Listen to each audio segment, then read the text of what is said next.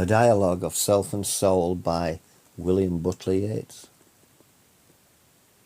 My soul, I summon to the winding ancient stair. Set all your mind upon the steep ascent, upon the broken crumbling battlement, upon the breathless starlit air. Upon the star that marks the hidden pole, fix every wandering thought upon that quarter where all thought is done. Who can distinguish darkness from the soul? Myself, the consecrate's blade upon my knees is Sato's ancient blade, still as it was, still razor keen, still like a looking glass, unspotted by the centuries. The flowering silken old embroidery torn from some court lady's dress, and round the wooden scabbard bound and wound, can, tattered, still protect, faded adorn. My soul, why should the imagination of a man, long past his prime, remember the things that are emblematical of love and war? Think of ancestral night that can, if but imagination scorn the earth, and intellect is wandering to this and that and t'other thing, deliver from the crime of death and birth.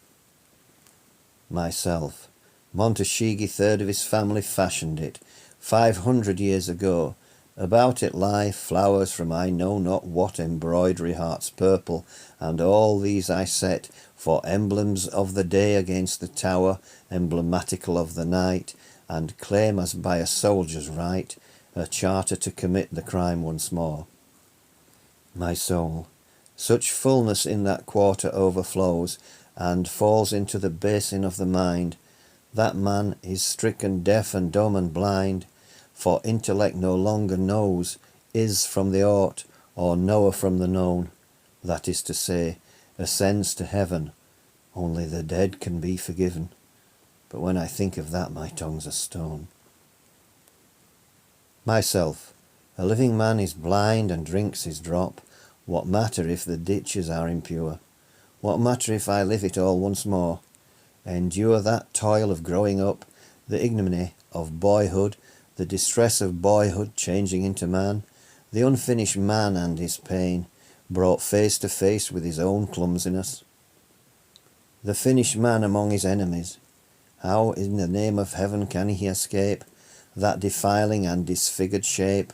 The mirror of malicious eyes casts upon his eyes until at last he thinks that shape must be his shape, and what's the good of an escape if honour find him in the wintry blast?